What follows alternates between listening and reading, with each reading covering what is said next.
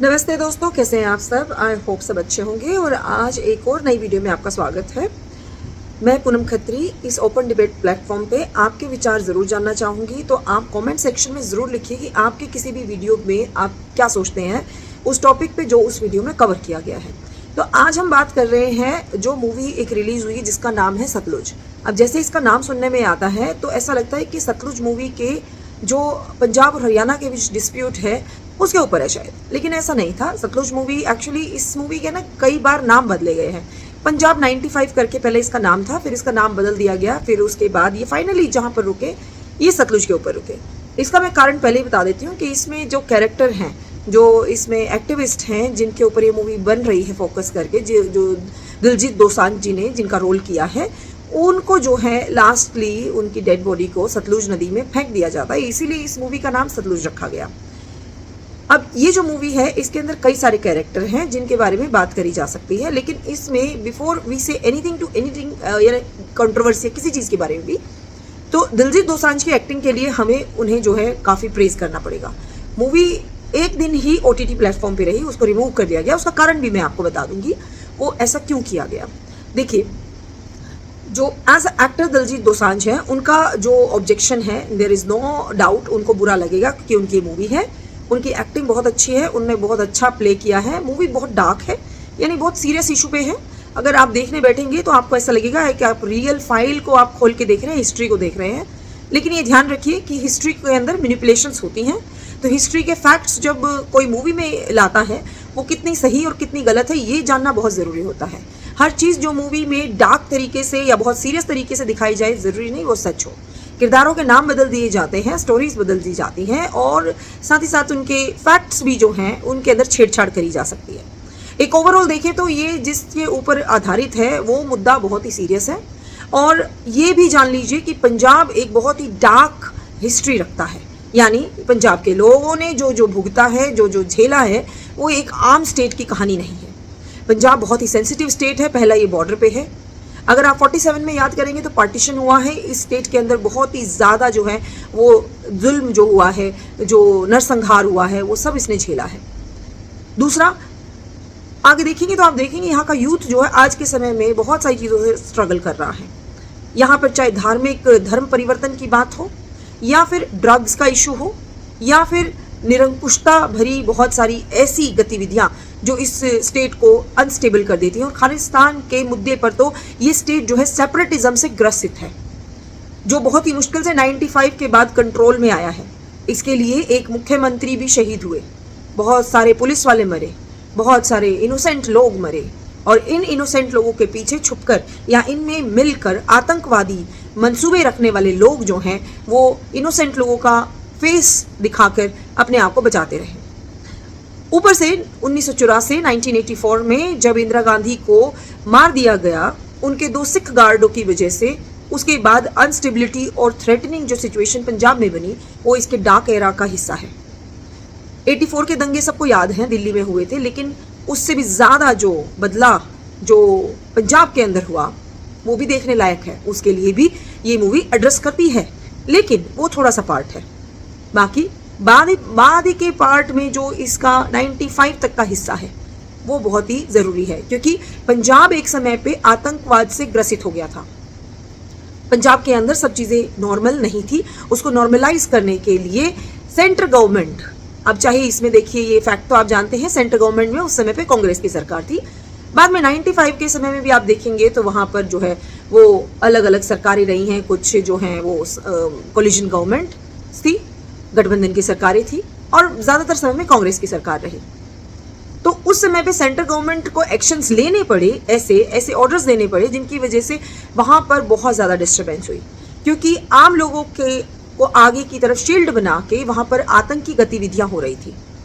वहीं पे हमने देखा कैसे भिंडरवाला ने जो है ऑपरेशन ब्लू स्टार से पहले जो गुरुद्वारा गोल्डन टेम्पल को जो है वो अपनी पनाहगाह बना ली थी, जिसकी वजह से वहाँ पे ब्लू स्टार ऑपरेशन होता है और आम नागरिक भी उसमें मारे जाते हैं, जो अपने आप में बहुत ही दुख भरी खबर थी। लेकिन साथ ही साथ ये कहेंगे कि किसी के भी मरने पे हम ये नहीं कह सकते कि सिर्फ कानून का राज है, नहीं, उसके साथ जुड़े हुए लोगों के सेंटिमेंट जब हर्ट होते हैं तो गलत गतिविधियों को करने वाले लोग का अपने आप जो है वो साहस बढ़ जाता है, क्योंकि एक दुख से ग्रसित लोग अपने लिए कोई ज़्यादा प्रोटेस्ट कर नहीं पाते हैं।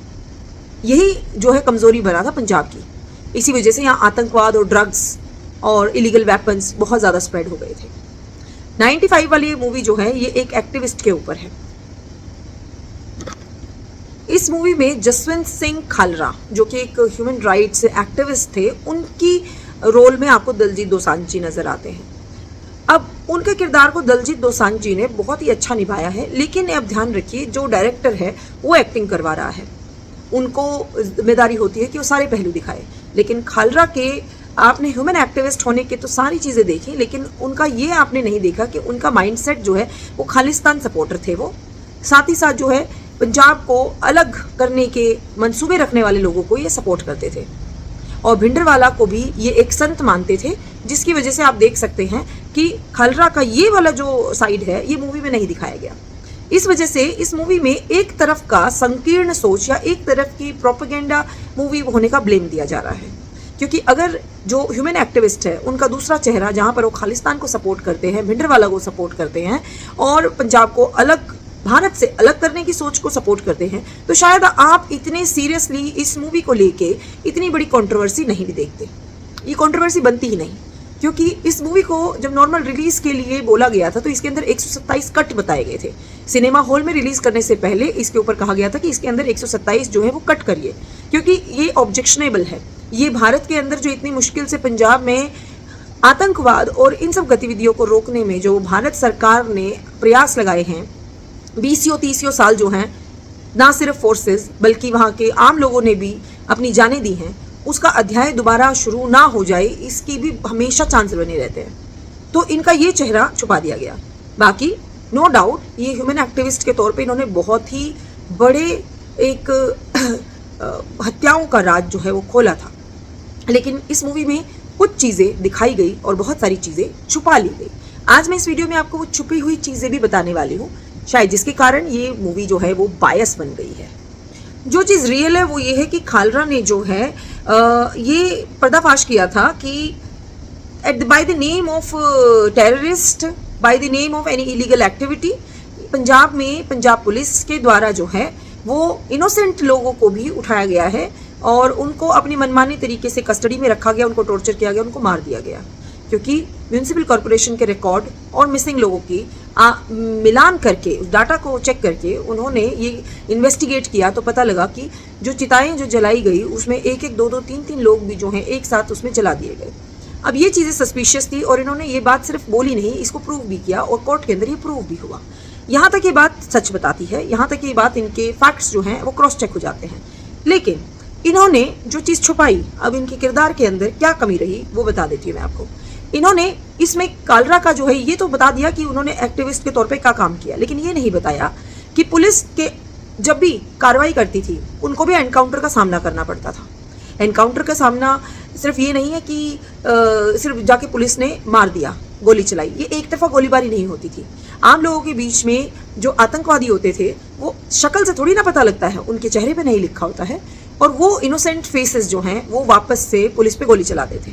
जब वो गोली चलाते थे तो वो उनके पास गन्स होती थी, और उसके बाद फिर एनकाउंटर जो पुलिस करती थी, सिर्फ पुलिस के ऊपर ये दावा किया गया कि भाई पुलिस ने जो इनोसेंट लोग मार दिए गए। लेकिन कितने ही लोग ऐसे थे जो इनमें आतंकवादी बाद में पता भी लगे, लेकिन इस मूवी में उनको नहीं दिखाया गया, पुलिस पे चलने वाली गोलियां नहीं दिखाई गई।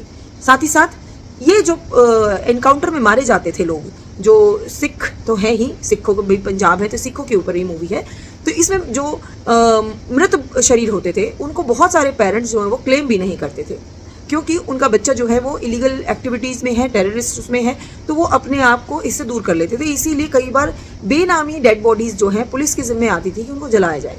पर इसका मतलब ये नहीं कि मैं पुलिस को क्लीन चिट दे रही हूँ, बट ये भी एक फैक्ट है जिसको कि इस मूवी में नहीं दिखाया गया, और ना ही ये दिखाया गया कि इनोसेंट लोगों के बीच में कैसे आतंकवादी जो है छुपे रहते थे। इस मूवी में एक और जो फैक्ट छुपा दिया गया वो ये कि बहुत सारे आतंकवादी गतिविधियों में जो लोग लिप्त थे, या बहुत सारे ऐसे लोग जो कि यहाँ से गायब हुए, उनके बारे में ये भी सच है कि वो भाग के कनाडा जैसी जगह पे भी भाग गए थे। बहुत सारे विदेशों में भाग गए थे ताकि पुलिस के साथ उनकी मुठभेड़ नहीं हो या पुलिस से पकड़े नहीं जाएं। ये भी इस मूवी में फैक्ट छुपा लिया गया है। नहीं तो आज आप बताइए कि कनाडा जैसे कंट्री के अंदर खालिस्तान का झंडा फहराने और इंदिरा गांधी को गोली मारने वाले जैसे इवेंट को रैलियों में दिखाना क्या पॉसिबल होता? ये वही खालिस्तानी है जो भारत छोड़ के यहाँ से भाग के कनाडा में चले गए। और ये वही दौर था 95 का, जब ये लोग पुलिस की कार्रवाई से डर के, सरकार की, सेंट्रल गवर्नमेंट की कार्रवाई से डर के भारत छोड़ के भागे। और इसीलिए खालिस्तान का मूवमेंट जो है यहाँ पर कमजोर पड़ा हमारे देश के अंदर। ये एक फैक्ट है जो इस मूवी में नहीं दिखाया गया, जिसकी वजह से ये एक तरफा मूवी बनके रह गई। और सरकार को इससे ऑब्जेक्शन था कि इस तरह की फैक्ट्स दिखाना जो वन साइडेड हो, इससे दोबारा पंजाब में अनरेस्ट हो सकता है। दोबारा पंजाब के अंदर जो भरोसा पंजाब की पुलिस ने लोगों का जीता है वो दोबारा से धूमिल हो सकता है। क्योंकि जब आप वर्दी देखते हैं तो आपके अंदर सेंस ऑफ सिक्योरिटी आनी चाहिए, ना कि सेंस ऑफ फियर आना चाहिए। और ये बात मत भूलिए कि पंजाब ने अपने पुलिस वाले, जो हम सिर्फ वर्दी बोल देते हैं, वो लाल, वो बच्चे, वो भी किसी न किसी घर के थे और पंजाब के ही थे, उनको भी खोया है। उन्होंने पंजाब के अंदर आतंकवाद को रोकने के लिए अपने पुलिस वर्दी में अपने बच्चों को शहीद होते देखा है। इसके साथ में ही जो इसमें पुलिस ऑफिसर्स दिखाए गए हैं वो बहुत ही गलत तरीके से इंटरप्रेट किए गए हैं। अगर जो एक्टिविस्ट हैं उनका असली नाम दिया गया है तो बाकी पुलिस वालों का असली नाम या डिपिक्शन देने के बाद उनके रोल को डाउटफुल क्यों किया गया? सिर्फ एक एक्टिविस्ट को ही महानता यहाँ पे दिखाने के लिए इस मूवी में दिखा दिया गया। पूरी तरह से नेगेटिव इमेज कर दी गई पुलिस की, जबकि पुलिस के अंदर जो है उस समय पे कितनी मुश्किल से जो है इसको पूरे सिचुएशन को कंट्रोल किया गया। ये आप कहीं पे भी गूगल कर लीजिए या इतिहास में जा के देख लीजिए, किसी भी बुक्स के थ्रू, किसी न्यूज़पेपर के थ्रू आपको पता लग जाएगा। पुलिस ऑफिशियल्स को गलत कैरेक्टर में दिखाना अपने आप में बहुत ही गलत बात है, क्योंकि वो एक ऑर्डर को पास होने के बाद उस ऑर्डर को फॉलो करते हैं और उनके ऑर्डर में कहीं पर भी इनोसेंट किलिंग नहीं होता है। लेकिन जब उनके पास मजबूरी हो जाए और उनके हाथों क्राइम हो जाए तो उस क्राइम को जुडिशरी के थ्रू एड्रेस किया जाना चाहिए, ना कि किसी मूवी के थ्रू एक वन साइड स्टोरी दिखा करके यंग माइंड्स को, जिन्होंने वो पास्ट देखा ही नहीं है आज के बच्चों ने, उनको अगर आप गलत मूवी दिखाएंगे तो उनके दिमाग में वो एक सच की तरह बैठ जाती है, जो कि मिटानी बहुत मुश्किल हो जाती है। इसके साथ ही इस मूवी के साथ एक और प्रॉब्लम थी। देखिए, ओटीटी प्लेटफॉर्म को आजकल हमारे जो डायरेक्टर हैं वो कितना गलत तरीके से इस्तेमाल करते हैं अपनी मूवीज को प्रमोट या रिलीज करने के लिए, जिसमें कि अभद्र कंटेंट और बहुत ही ज्यादा अश्लील कंटेंट हो गया, किसी भी तरह का इलीगल कंटेंट है वो सब। क्योंकि हमारा जो सेंसर बोर्ड है वो थिएटर पे, टीवी पे, इन पे तो काम करता है, पर ओटीटी प्लेटफॉर्म पे कोई इस पे निगाह रखने वाला नहीं है। अब उससे क्या होता है कि जो सरकार मना करती है वो सारी एक्टिविटीज़ या वो सारी जो मूवीज़ या सीरियल्स हैं, सीरीज़ हैं, वो सारी ओटीटी प्लेटफॉर्म पे रिलीज़ करी जा रही है। आप ज़रा नज़र डालेंगे तो देखेंगे सिनेमा पे जो मूवी नहीं आती उनको सीधे ओटीटी पे ला के प्लेटफॉर्म पे दे दिया जाता है।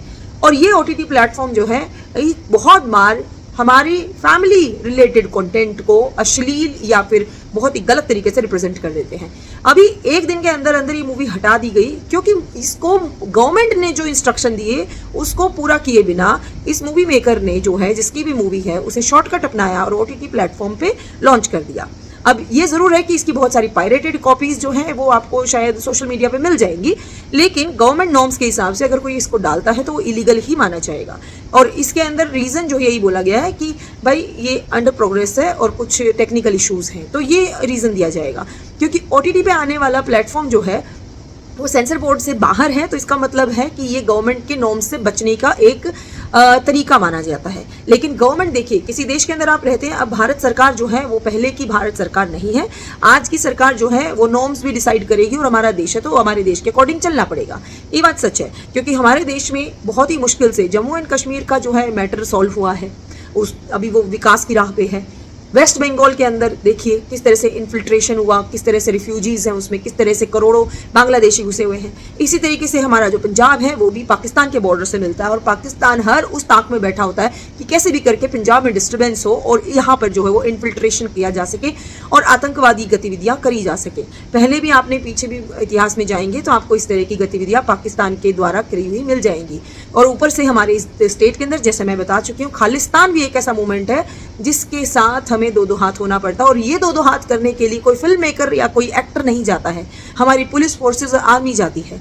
इन दो पुलिस फोर्सेस और आर्मी के ऊपर अगर आप डाउट क्रिएट कर देते हैं बाय अ मूवी, तो ये अपने आप में बहुत ही ज़्यादा इररिस्पॉन्सिबल बिहेवियर होगा और गवर्नमेंट ये रिस्क नहीं लेना चाहेगी, क्योंकि उसके बाद ये जो मेकर्स हैं ये सब कनाडा में, ऑस्ट्रेलिया में, अमेरिका में, किसी न किसी विदेश में जाके बस जाएंगे, लेकिन भुगतने के लिए हम जैसे आप और मैं ये इस देश में रहेंगे, जिनको कि इनकी इस तरह की स्ट्रेटजी या पैसे कमाने के तरीके या नैरेटिव सेट करना या खालिस्तानियों के द्वारा दिए गए पैसे भी हो सकते हैं इस मूवी के अंदर, या आतंकियों के पैसे भी हो सकते हैं, अंडरवर्ल्ड के भी पैसे हो सकते हैं, कुछ भी हो सकता है, क्योंकि हम नहीं जानते हैं। तो अगर इस तरह की कोई गतिविधि हुई और इससे कोई लिंक हुआ तो ये मूवी मेकर्स जो हैं अपने आप को बचा लेंगे, एक्टर्स को उनकी फीस मिल जाएगी, लेकिन आप और मैं जो इस देश में रहते हैं, पंजाब में रहते हैं, पंजाब के बाहर रहते हैं, हम सबको ये आतंकी गतिविधियाँ फेस टू फेस देखनी पड़ सकती हैं, जो कि 95 के समय पे पंजाब के हर बच्चे के दिमाग में बसी हुई है।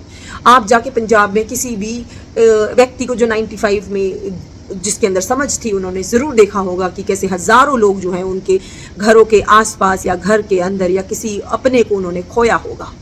इन सब से बचाने के लिए इस तरह की मूवीज़ को जो है, जो वन साइडेड होती हैं, जो डार्क होती हैं और मैनिपुलेटिव होती हैं, उनको रोकना बहुत ज़रूरी होता है। ये बात आर्ट की नहीं है, ये आर्टिस्ट की भी नहीं है, ये कॉमन लोगों की है, आप और मेरे जैसे लोगों की है। पंजाब के लिए हमें हमेशा सेंसिटिव रहने की ज़रूरत है। तो I hope now the matter is clear to you. But इसके साथ ही मैं ये ज़रूर बताना चाहूँगी कि अगर एक भी निर्दोष मारा जाता है, चाहे वो पुलिस की गोली से हो या फिर कहीं पर भी किसी भी कारण से हो, तो उसके अपराधी को, उसको मारने वाले दोषी को जो है सज़ा ज़रूर मिलनी चाहिए। By the जुडिक्शन, by the judiciary of India उनको सज़ा मिलनी चाहिए। पुलिस होने का मतलब ये बिल्कुल भी नहीं है कि आप निर्दोषों को मारने लग जाएं, ये बिल्कुल ही गलत है।